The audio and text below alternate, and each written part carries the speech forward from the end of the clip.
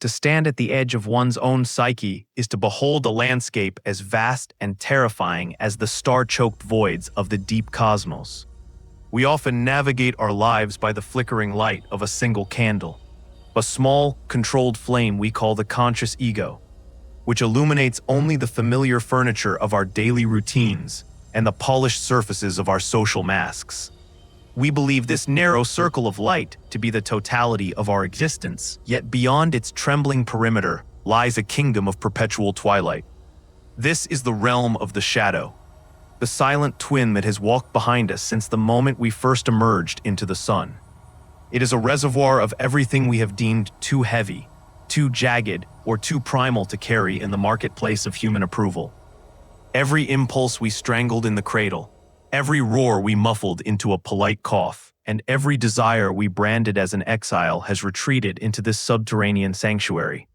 It is not merely a graveyard of discarded traits, but a living, breathing architecture of the self that pulses with a desperate, ancient vitality, waiting for the moment the candle flickers out so that it might finally be heard. The summons of the shadow is rarely a gentle whisper. More often, it arrives as a fracture in the smooth porcelain of our carefully constructed reality. It speaks through the sudden irrational flash of rage at a stranger's minor transgression, the inexplicable heaviness of a melancholy that arrives on a sunny afternoon, for the persistent, haunting sense that we are living a life that belongs to someone else. This is the shadow trying to bridge the abyss, sending emissaries from the deep to remind us that we are incomplete. To ignore this call is to live as a ghost in one's own house, haunting the hallways of a potential that has been locked away for fear of its intensity. We have been conditioned by a world of sterile surfaces to view the dark as a void to be filled with neon distractions. Yet the true mystical seeker understands that the dark is not an absence, but a presence. It is the fertile soil from which the gold of the soul is extracted. To listen to the shadow is to begin the terrifying and holy task of soul retrieval, descending into the labyrinth not to slay the minotaur, but to recognize that the beast wears our own face. In the grand cosmic geometry of existence, there is no light without the casting of a silhouette, and there is no star that does not define itself against the velvet throat of the night. We are creatures of duality, walking embodiments of the tension between the celestial and the chthonic. Our modern crisis is one of fragmentation. We have tried to amputate our darker halves in the name of a hollow righteousness, only to find that the severed limb has grown into a monster that haunts our collective nightmares. The shadow that we refuse to acknowledge individually does not simply vanish. It aggregates in the basement of our culture, manifesting as the very wars, prejudices, and cruelties we claim to abhor. Thus, the warning that the shadow is trying to speak is not merely a psychological curiosity, but a cosmic necessity. It is the universe demanding equilibrium. If we do not provide a seat at the table for our internal darkness, it will eventually burn the house down just to feel the warmth of the flames. The bravery required to listen to this voice is of a different order than the courage found on battlefields or in the pursuit of worldly gain. It is the courage of the mirror. It involves the agonizing process of unmasking, where we must confront the fact that our virtues are often just the well-groomed guardians of our secret vices. We must look at our kindness and ask if it is merely a fear of confrontation, or examine our ambition and wonder if it is a desperate attempt to outrun a childhood ghost of inadequacy. The shadow holds the keys to our authenticity because it contains the raw material of our passion. When we bury our anger, we inadvertently bury our power. When we stifle our grief, we lose the capacity for true ecstasy.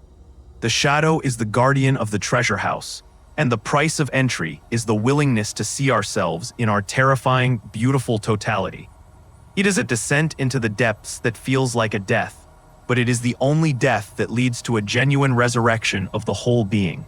As we move through the world, we often project this unowned darkness onto others, transforming friends into villains and neighbors into omens of our own secret fears. This is the primary illusion of the human experience, the belief that the enemy is outside the gate. But the voice of the shadow is trying to tell us that the gate was never locked from the outside. The broadcast of our inner turmoil is constantly playing out on the screen of our external lives, Yet we mistake the movie for the reality. To stop and listen is to reclaim the projector. It is to realize that the person who irritates us most is often a living mirror of our own repressed vitality or our own hidden cowardice. This realization is a shattering of the ego's pride, a humbling that acts as the primary alchemical solvent of the spiritual path. It is the beginning of a magnificent cosmic homecoming where the prodigal parts of our soul return from their exile, weary and dust-covered, seeking only to be recognized and integrated into the kingdom of our conscious awareness. The architecture of this hidden self is not static. It is a shifting, shimmering kaleidoscope of patterns that mirror the very laws of the universe. Just as a forest requires the decay of fallen trees to nourish the new growth, the psyche requires the integration of the discarded to fuel the evolution of consciousness.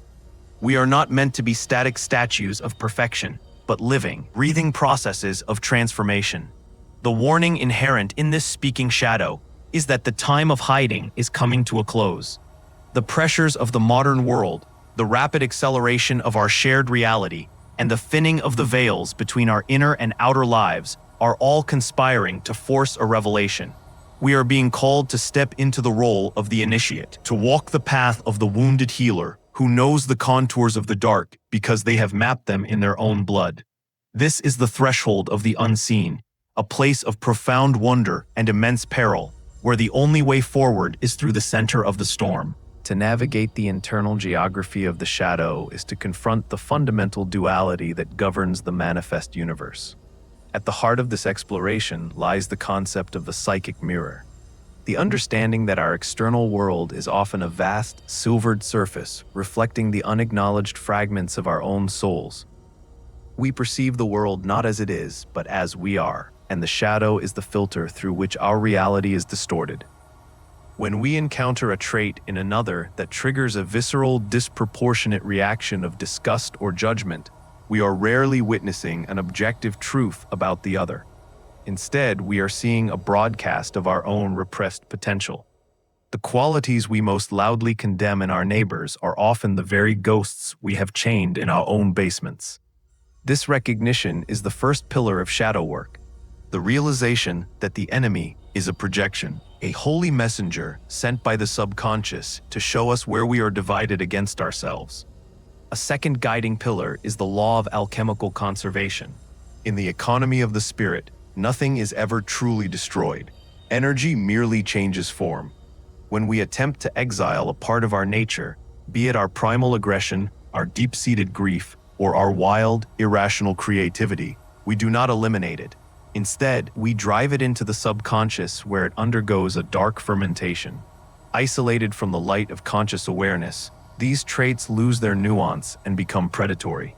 Anger, which could have been a source of healthy boundaries and transformative fire, curdles into bitterness or explosive rage. Vulnerability, which is the gateway to genuine intimacy, becomes a manipulative weakness or a paralyzing fear of abandonment. The shadow is not inherently evil. It is simply primitive. It is a collection of psychic orphans that have grown feral in the dark. The task of the brave listener is to reparent these energies, bringing them back into the circle of the self so they may be transmuted from leaden burdens into golden assets. Linked to this is the concept of the golden shadow. We often assume that the hidden self contains only our sins or our darkness. But for many, the shadow is a vault for their greatest brilliance. In a world that often demands conformity and smallness, we frequently repress our power, our beauty, and our most profound insights because they threaten the safety of our social acceptance. We hide our light under a bushel, not out of humility, but out of a terror of the responsibility that comes with being truly seen. This golden shadow is the voice of the genius we dare not claim, the artist we silenced for a steady paycheck, or the visionary we labeled as delusional to fit into a sterile society. To listen to the shadow is therefore not just a descent into the mud, but an ascent into the stars. It is the reclamation of the too-muchness that we were told was a flaw, but which is actually our unique cosmic signature. Furthermore, we must address the theme of the collective shadow and the illusion of separation. No man is an island in the realm of the subconscious. Our individual shadows are tributaries that feed into a great, dark ocean of shared human experience. When a culture refuses to face its history of violence, its systemic greed, or its inherent fears, these energies aggregate into a collective force that can sweep away reason and compassion. The warning that the shadow is speaking is a reminder that our personal healing is a political and global act. By integrating our own darkness, we withdraw our contribution to the collective storm. We stop being reactive cogs in the machinery of projection and become stable nodes of awareness. This concept suggests a hidden architecture of responsibility. The brave individual who listens to their internal whisper is, in fact, quieting a scream in the heart of the world. A final core concept is the necessity of the threshold guardian. The ego, in its desire for safety and continuity, acts as a vigilant sentry, guarding the door to the subconscious with 1,000 rationalizations and distractions. It tells us that looking inward is dangerous, that the past should stay buried, and that we are fine just as we are. To pass this guardian requires more than just curiosity. It requires a state of existential hunger. One must reach a point where the pain of remaining fragmented is greater than the fear of becoming whole. This is the brave component of the summons. It is a commitment to truth over comfort. The shadow speaks most clearly when the ego's defenses are exhausted, during life crises, profound losses, or moments of utter disillusionment. These are not tragedies to be avoided, but sacred openings, cracks in the hull of the ship that allow the sea of the soul to rush in and remind us of our true depth. As we integrate these pillars, we begin to see the shadow not as an adversary to be conquered, but as a partner in a sacred dance. The tension between our light and our dark is what creates the depth of our character, much like the chiaroscuro in a masterpiece that gives form to the figures. Without the weight of the shadow, we are two-dimensional, flickering images of niceness with no substance to hold the wind. The goal of this work is not to become perfect or pure, but to become whole. Wholeness is a state of being where all parts of the self are acknowledged and allowed to exist in a conscious relationship. It is the end of the civil war within the soul. By understanding the patterns of projection, the permanence of psychic energy, the existence of the golden shadow, and our connection to the collective, we move from the status of victims of our own subconscious to the masters of our internal destiny. We are preparing for the stories, the allegories of the deep, that will further illuminate this path of return. To walk the path of the shadow is to enter a world where the linear logic of the daylight mind fails, replaced by the ancient recursive language of the mythic. Consider the allegory of the keeper of the unlit lamps. Imagine a traveler wandering through a subterranean city where every corridor is lined with thousands of ornate lamps, yet none are lit. The traveler, fearing the darkness, carries a single, blindingly bright torch that illuminates only the path directly beneath his feet. He views the unlit lamps as cold, useless iron, obstacles to be avoided or ignored. However, the voice of the shadow, the wind howling through those deep tunnels, whispers that the torch is not a tool of discovery, but a weapon of exclusion. By holding the light so tightly, the traveler creates shadows so deep they swallow the very treasures he seeks. True sight, the shadow suggests, is not found by increasing the intensity of the torch, but by learning to see in the dark. Only when the traveler douses his own light does he realize that the lamps are not empty. They are filled with a liquid starlight that only ignites when the ego's artificial flame is surrendered. This is the symbolic truth of our hidden self. The very parts of us we believe are dark or dead are actually the fuel for a luminosity we cannot yet imagine. In another narrative, we find the legend of the shattered mirror. Once, in a kingdom of absolute transparency, there existed a mirror that showed not just the physical form, but the history of the soul. A king, looking into the mirror, saw not his royal robes, but a tangled thicket of thorns, representing every lie told for power and every kindness withheld for pride. Terrified by the reflection, the king struck the mirror, shattering it into 10,000 silver shards. He ordered these shards to be buried in the furthest corners of the earth, believing he had destroyed the evidence of his nature. Yet within a year, the king noticed that every person he met seemed to carry a piece of the thorn thicket in their eyes. Every stranger's gaze became a fragmented reminder of his own buried truth.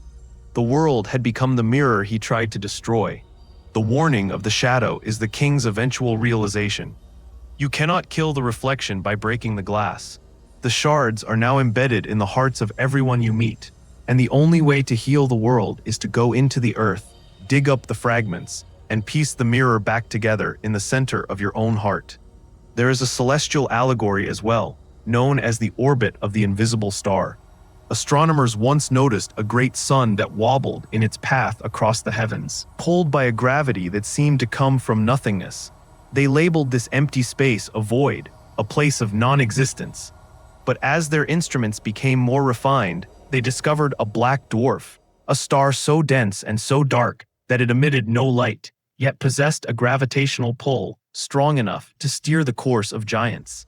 We are that wobbling sun. We believe our conscious choices are the sole masters of our trajectory, yet we are constantly being tugged and steered by the black dwarf of our shadow. Our irrational fears, our sudden infatuations, and our self-sabotaging patterns are the gravitational signatures of an internal star we refuse to see. To listen to the shadow is to acknowledge the mass of this dark sun. It is to realize that our voids are actually the densest parts of our being, and that by mapping their gravity, we can finally master the navigation of our own lives. Finally, let us contemplate the myth of the silent guest at the feast. A wealthy merchant held a banquet for all the virtues: honesty, diligence, charity, and temperance. They sat at the high table, bathed in golden light, praising one another's beauty. But at the very edge of the shadows, near the kitchen door, sat a silent, hooded figure who had not been invited. The merchant tried to ignore the guest, but the more the virtues laughed, the colder the room became. Eventually, the food turned to ash and the wine to vinegar. The merchant, trembling, finally approached the stranger and asked, "Who are you that ruins my feast?" The guest lowered the hood to reveal the merchant's own face, weathered by the grief he never wept, and scarred by the passions he never lived. "I am the one who paid for the feast," the figure replied. "While you fed the virtues, you starved the source." This story serves as a profound reminder that our goodness is often a parasitic growth living off the vital energy of our repressed humanity. The shadow is the silent guest who holds the bill for our existence. To listen is to pull up a chair, offer a cup, and recognize that the feast is only real when the darkness is invited to the table. These narratives illuminate the paradoxical nature of the shadow. It is the obstacle that is also the path, the monster that is also the mentor, and the void that is also the source of all weight and meaning. We are being asked to move beyond the childish desire for a world of pure light and to embrace the complex, textured reality of a soul that casts a shadow. By seeing ourselves in the traveler, the king, the wobbling sun, and the merchant, we begin to dissolve the ego's rigid defenses. We realize that the warning is not a threat of punishment, but a beckoning toward a deeper, more resonant truth. The shadow is not trying to speak to destroy us, but to save us from the exhaustion of our own pretenses. It is the call of the wild soul, seeking to return from the exile of the nice and the normal, to the vibrant, terrifying landscape of the whole. To move from the ethereal realm of myth into the grit of daily existence, we must treat the shadow not as a ghost to be exorcised, but as a silent partner in the boardroom of the self. Practical integration begins with the courageous act of owning our projections. In the marketplace of human interaction, we are constantly casting our unacknowledged traits onto others, a phenomenon known in psychological circles as the mirror effect. When you find yourself consumed by a disproportionate, visceral irritation toward a colleague's perceived arrogance or a friend's supposed selfishness, you are standing before a holy opportunity. The practical work is to pause in the heat of judgment and ask, what is the quality in this person that I have forbidden in myself? This is not to say that the other person is perfect, but rather that your reaction is a map to your own internal exile. By reclaiming these projections, you stop being a victim of the external world and become a student of your own interior broadcast. Real-world integration also demands a radical shift in how we handle our negative emotions. We have been taught to view anger, jealousy, and fear as biological malfunctions to be suppressed or medicated away. However, The brave listener views these as sirens alerting them to a breach in the soul's integrity. Anger is often the shadow's way of saying that a boundary has been violated or that a core value is being ignored.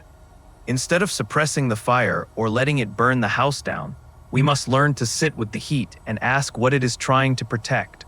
This is the art of controlled burning. By acknowledging the shadow's energy without giving it the steering wheel, we transform destructive impulses into assertive clarity. A man who integrates his shadow anger does not become a bully. He becomes a person who can no longer be bullied because his power is no longer a secret even to himself. Getty Images Kamfa. In the theater of our professional lives, the integration of the shadow manifests as a move from perfectionism to wholeness. The perfectionist is a person who is terrified of their shadow, constantly polishing their public mask to hide the cracks of their humanity. This leads to a brittle, anxious existence that eventually results in burnout or moral failure, as the repressed shadow eventually rebels against the tyranny of the should. Practical integration involves the grace of the flaw, allowing oneself to be seen as a complex, inconsistent, and multifaceted being. When we stop pretending to be saints, we gain a magnetic authenticity that attracts others far more than a sterile perfection ever could. People are not drawn to our polished surfaces, they are drawn to the depth of our scars, provided those scars are carried with consciousness. In leadership, this looks like the humility to admit mistakes and the strength to hold the darker complexities of a team without resorting to scapegoating or denial.